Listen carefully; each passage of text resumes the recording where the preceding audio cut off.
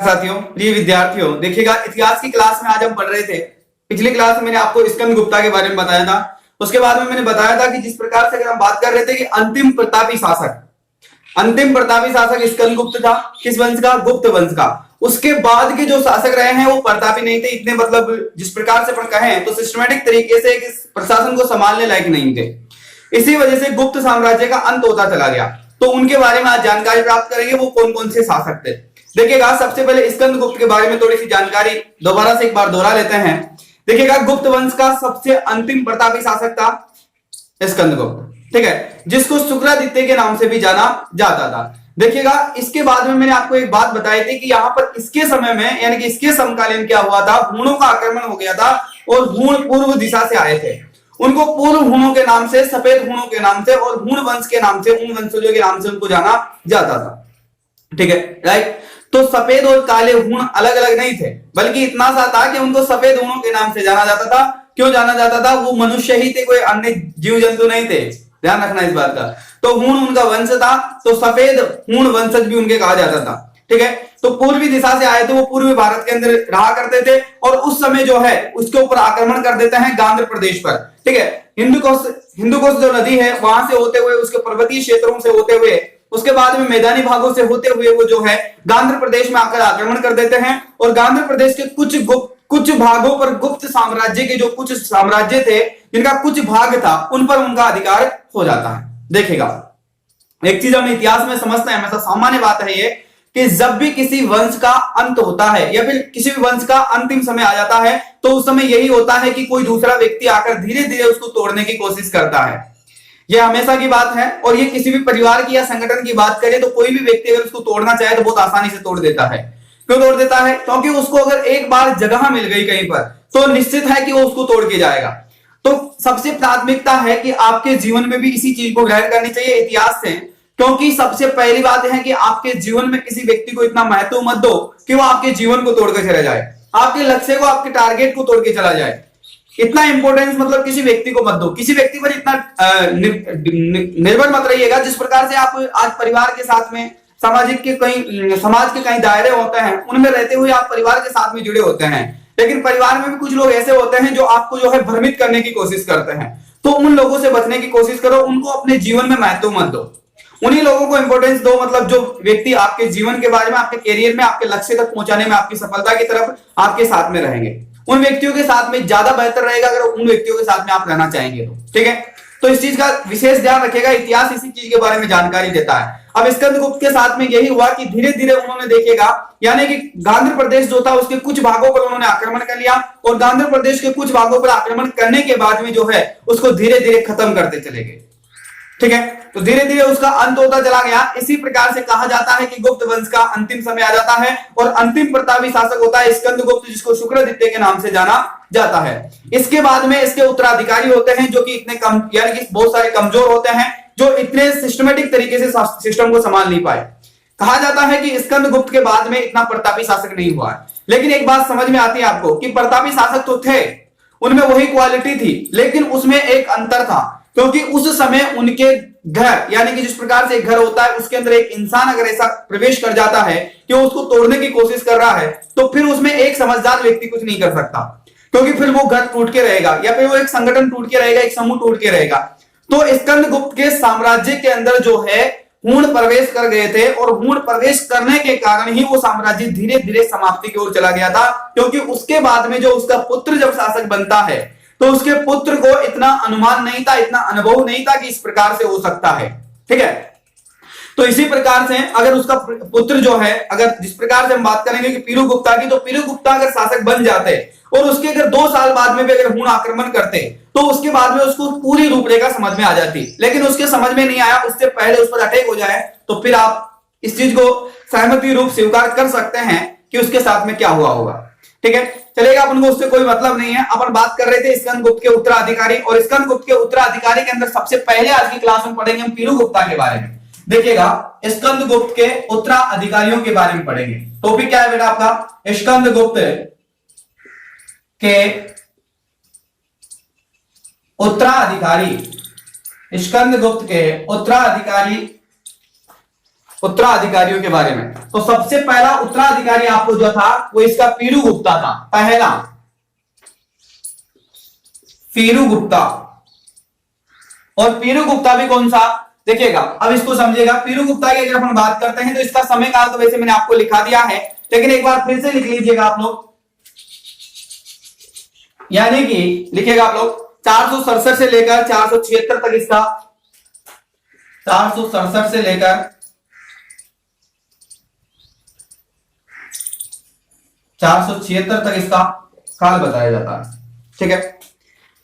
इसके बाद में लिखिएगा ये कुमार गुप्ता प्रथम का पुत्र था, ये कुमार गुप्ता प्रथम का पुत्र था तथा स्कंद गुप्त का सौतेला भाई था। ये कौन था बेटा, ये देखिएगा एक बात समझिएगा। यहां पर पीरू गुप्ता जो था ये कुमार गुप्ता प्रथम के पुत्र थे, कुमार गुप्ता प्रथम के पुत्र थे तथा स्कंद गुप्त के क्या थे बेटा, ये सौतेले भाई थे। स्कंद गुप्त के सौतेले भाई, समझ में आ गई बात। सौतेले भाई यानी कि कौन था, ये इसका चचेरा भाई था, कहने का मतलब सौतेला भाई था इसका ना, ठीक है। यानी कि कहने का मतलब यह है कि कुमार गुप्ता जो थे, कुमार गुप्ता प्रथम का पुत्र था और इस कुमार गुप्ता के मतलब दो पत्नियां थी, उसमें से एक पत्नी का पुत्र था जो कि पहले स्कंद गुप्त शासक बन चुका था, उसके बाद में दूसरी पत्नी का पुत्र था जिसका नाम था आपके क्या नाम था उसका, पीरू गुप्ता था उसका नाम, ठीक है। तो ये पीरू गुप्ता शासक बनता है। इसके बाद में स्कंद गुप्ता के साथ बाद में जो है पीरू गुप्ता शासक बनता है। और पीरू गुप्ता क्या करता है, स्कंद गुप्त जो था वो संतानहीन था, यानी कि इसके पुत्र नहीं था। ये चीज भी आप समझ लीजिएगा एक बार, मैंने आपको पहले नहीं लिखवाई थी लेकिन एक बार लिख लीजिएगा। स्कंद गुप्त जो था ये संतानहीन था, मतलब इसके संतान नहीं थी, ठीक है। ये बिना पुत्र का था, ठीक है, जिसको आप भांजा बोलते हैं वो था ये। तो स्कंद गुप्त संतानहीन था और इसी की जगह पर जो है कुमार गुप्ता का पुत्र यानी कि इसका सौतेला भाई, यानी कि इसकी जो दूसरी मम्मी जो आई थी जिसको सौतेली माँ बोलते हैं, वो सौतेली माँ का पुत्र था जिसका नाम था बेटा पीरू गुप्ता। और पीरू गुप्ता शासक बनता है उस समय, ठीक है। चलिएगा इसके बाद में देखिएगा, यानी कि बित्रा मुद्रा लेख के अंदर, मुद्रा लेख में जो है इसका माता का नाम जो है महादेवी अंतन देवी के नाम से जाना जाता है इसको। देखिएगा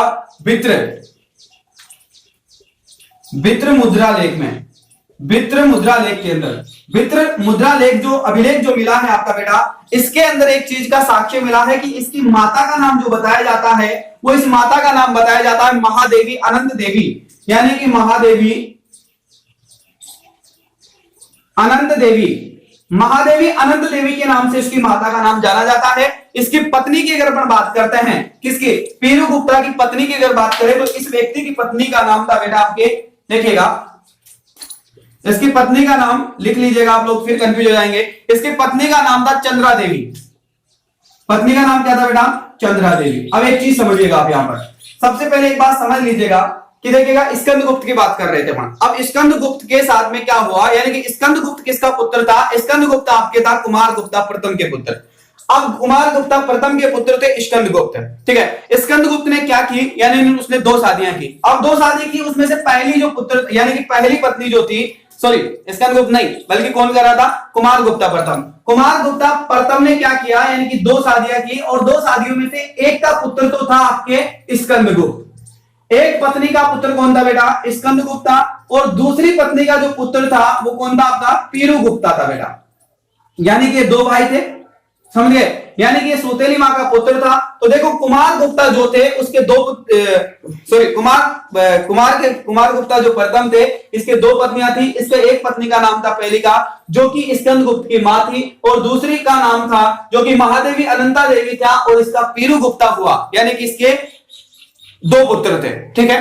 तो देखिएगा गुप्ता यानी कि प्रथम गुप्ता के जो थे 2 पुत्र थे कुमार गुप्ता के। इसके बाद में क्या हुआ, यानी कि इस जो है स्कंद गुप्त जो है शासक बनता है, ये सबसे बड़ा होता है। तो ये क्या होता है, ये सबसे पहले शासक बन जाता है। जब ये शासक बनकर उतरता है, यानी कि इसका अंतिम समय जब आता है, इसके बाद में पीरू गुप्ता जो था वो शासक बन जाता है। अब पीरू गुप्ता जब शासक बना, अब इसके बाद देखिएगा, अब ये आपके दिमाग में एक चीज आई होगी कि स्कंद गुप्त का पुत्र क्यों नहीं बना। तो स्कंद गुप्त का पुत्र इसलिए नहीं बना क्योंकि इसके पुत्र था ही नहीं, ये संतानहीन व्यक्ति था। तो संतानहीन होने के कारण इसके पुत्र नहीं था, इस कारण से जो है पीरू गुप्ता यानी कि इसके सौतेले भाई जो है शासक बन जाते हैं। अब सौतेले भाई शासक बनते हैं 467 में, और कहां तक शासन करते हैं, 476 तक शासक करते हैं। इसके बाद में इसको समझो, कुमारगुप्त प्रथम का पुत्र यानी कि स्कंदगुप्त था, यानी कि सौतेला भाई था इसका। इसके बाद में जो है इसके बारे में उल्लेख मिलता है, ठीक है। इसके बारे में देखिएगा विक्टर मुद्रा लेख के अंदर, विक्टर मुद्रा लेख के अंदर एक चीज का साक्ष्य मिलता है कि पीरू गुप्ता की माता का नाम था महादेवी अनंता देवी, और इस चीज का साक्ष्य मिलता है कि पीरू गुप्ता की जो पत्नी था उसका नाम था चंद्रा देवी। क्या नाम था बेटा,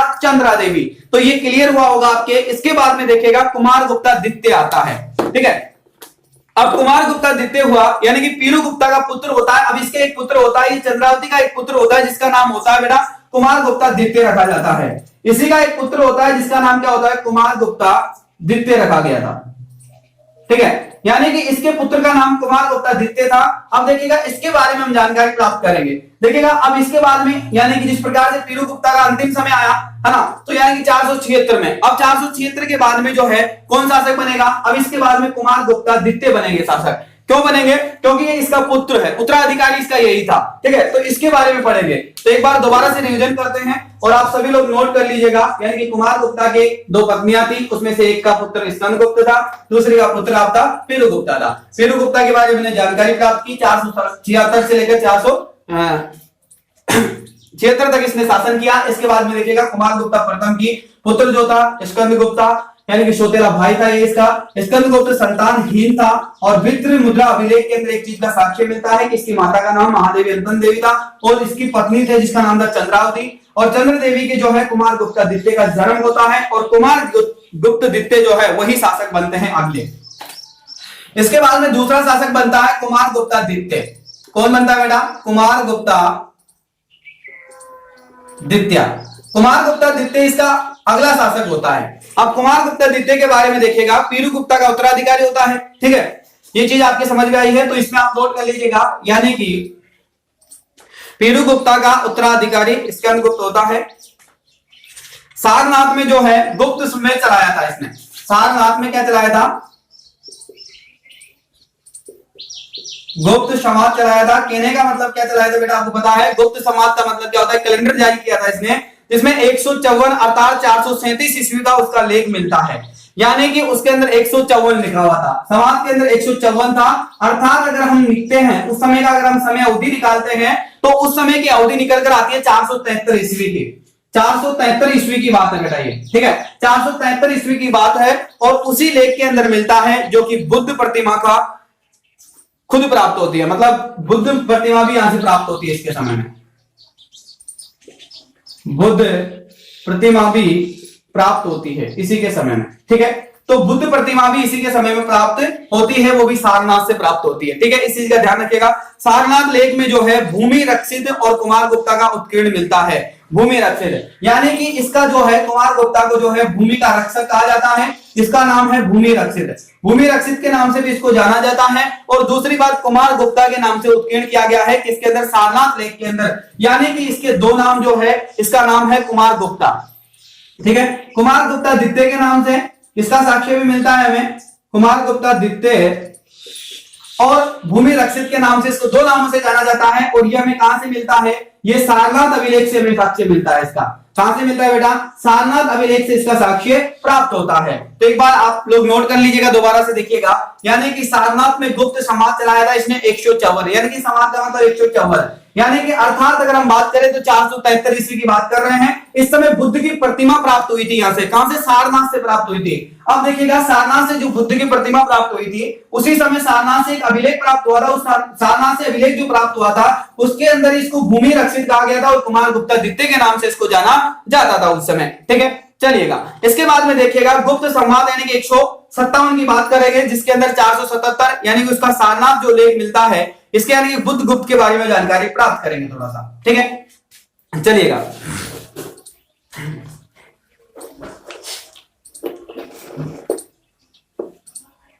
इसके बाद में अंतिम इसका शासक जो होता है अगला, वो बुद्ध गुप्ता होता है। अब बुद्ध गुप्ता के बारे में जानकारी प्राप्त करेंगे तो देखिएगा बुद्ध गुप्ता की बात करते हैं, यानी कि गुप्त संवाद 157। गुप्त संवाद कौन सा है,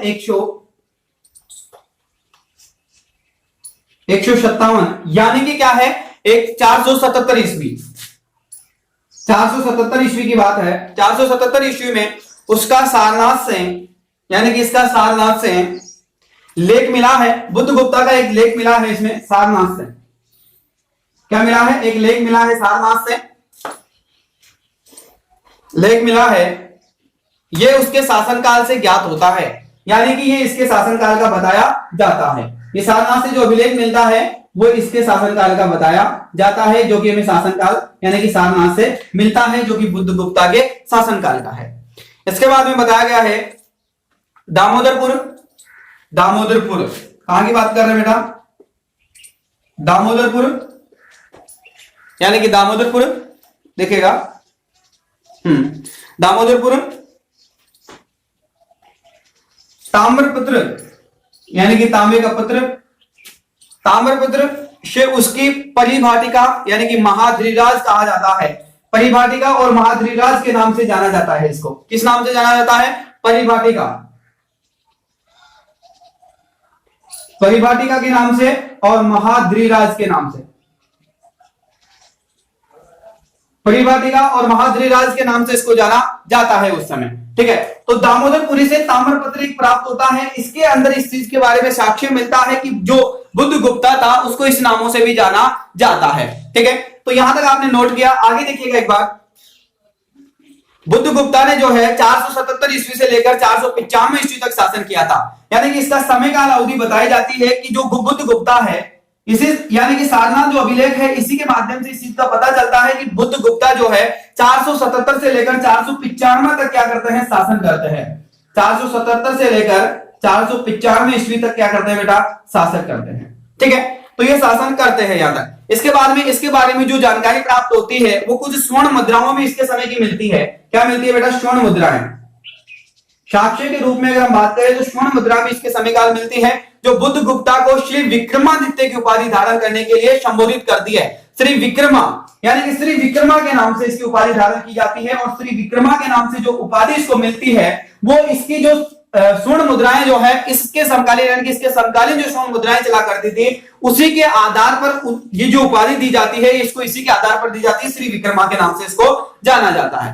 ठीक है, चलिएगा आगे देखिएगा। इसके बाद में यानी कि बुद्धगुप्ता की अगर हम बात करें तो बुद्धमती यानी कि चीनी यात्री हरिशंगों ने जो है विवरण ज्ञात किया है, यानी कि इसने बताया है कि ये बुद्ध जो था गौतम बुद्ध का बहुत बड़ा फैन था, मतलब ये गौतम बुद्ध को मानता था, इसलिए इसको जो है यानी कि बुद्धिमतीनीय भी कहा गया है। बुद्धिमतीनीय के नाम से भी इसको जाना जाता है।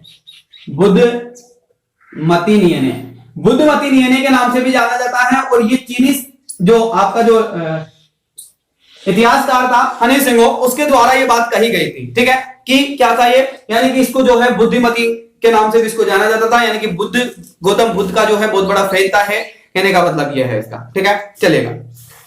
इसके बाद में लिखिएगा कि अंतिम समय में, वह अंतिम समय में जो है गुप्त सम्राट था। ये इस समय का क्या था?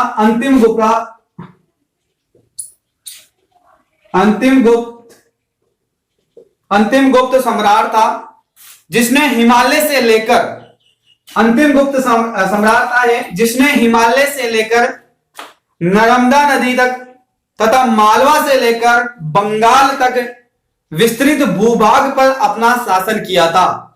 एग्जाम में सवाल एक्चुअली ऐसा ही बन के आता है, उसको हम कभी सोल्व ही नहीं कर पाते हैं, क्योंकि सवाल इतना बड़ा आता है जब समझ में ही नहीं आता है, क्योंकि उसका अर्थ नहीं निकालते हैं, जबकि आंसर उसी में छुपा है। अब देखो यहां पर एक क्वेश्चन बनेगा आपके लिए, और वो रहेगा कि गुप्त साम्राज्य का वो कौन सा शासक था, गुप्त वंश का वो कौन सा शासक था जिसने हिमालय से लेकर नर्मदा नदी तक और मालवे से लेकर बंगाल तक का विस्तार भूभाग पर शासन किया था। अब आपको एक्चुअली इस चीज के बारे में पता नहीं होता है कि किस शासक ने किया था, लेकिन ये चीज केवल एनसीईआरटी पर आधारित है, ये एनसीईआरटी से उठाई गई चीज है। ठीक है, ये जो मैंने नोट्सों में ये चीज जो ऐड की है मैंने एनसीईआरटी से उठाई थी, लेकिन ये बहुत काम की चीज है, क्योंकि एग्जाम में सवाल सेम टू सेम ऐसा ही पूछा जाएगा और आप इसी में कंफ्यूज होगे और आप कभी जवाब ही नहीं दे पाओगे इसके, और देकर आओगे तो ऐसा आंसर दोगे कि आपको अनुमान लगा के कहेंगे कि ये हो सकता है। जो कि सबसे प्रतापी शासक होगा, गुप्त वंश का सबसे प्रतापी शासक होगा, उसी के बारे में आप टिक लगा के आएंगे। जबकि इसका जो साक्ष्य मिलता है वो अंतिम पूछ रहा है, वो क्या है, ये अंतिम लिखा है मैंने यहां पर, देखो अंतिम गुप्त सम्राट है ये।